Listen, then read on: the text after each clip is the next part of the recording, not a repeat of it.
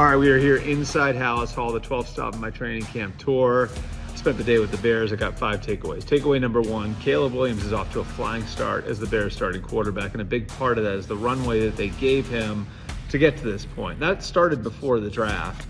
They were actually doing some install, going through the 3 1-hour Zooms and the 30 visit. They were able to put in formations. They were able to put in terminology. They were able to teach him the cadence.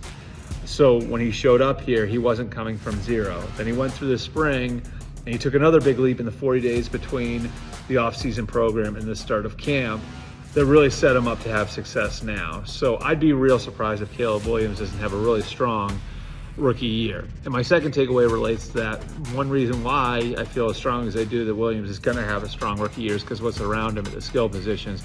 He's got a big receiver group. Keenan Allen, 230 pounds, coming over from the Chargers. DJ Moore, 220 pounds. Roma Dunze, the 9th overall pick in the draft, 215 pounds. Those guys are going to be a load to deal with in the open field. At tight end, you got Cole Kmet and Gerald Everett, a traditional tight end and more of a move tight end. And then at tailback, maybe the star of camp at this point has been DeAndre Swift, who's a little lighter now than he has been in the past. He was at about 220 a couple of years ago in Detroit. He's all the way down to 205.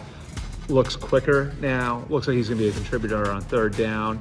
You add all of that together, and the questions at the skill spots really are about depth now. So, for example, it'd be Roschon Johnson versus Khalil Herbert at tailback. If they stay healthy, again, this has a chance to be the best Bears skill group in a very long time. Takeaway number 3, offensive line has been an area that they've chipped away at over the years, but Ryan Poles and Matt Eberflus might have their best group up front. It's another area where maybe depth would be the biggest question.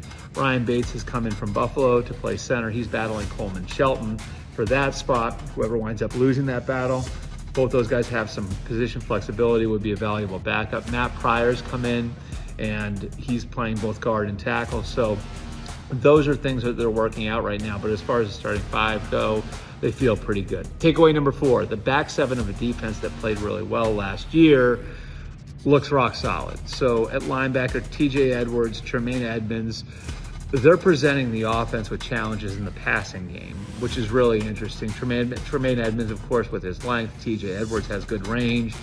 So they feel really good about where they are at linebacker. And then they've got better balance at corner than they've had in a long time as well. Jalen Johnson, Tyreek Stevenson, Kyler Gordon playing the nickel. So that back 7 group, you add in Jaquan Brisker and Kevin Byard at safety, that back 7 should be really solid.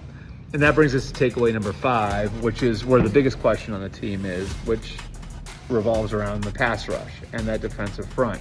They do have a star up front in Montez Sweat. They've also got a solid bookend for him in DeMarcus Walker. Dexter Gervin, second-year player, massive defensive tackle, has changed his body a bit. Looks like he could be a disruptive force up front. But that would be the one area where I wouldn't be surprised if they made a move. Maybe they bring Yannick Ngakoue, who was on the team last year, back. But overall, this is a really solid roster that should have a chance to contend in what should be an improved NFC North, with the Lions coming back after the NFC title game last year and the Packers seemingly on the way up as well.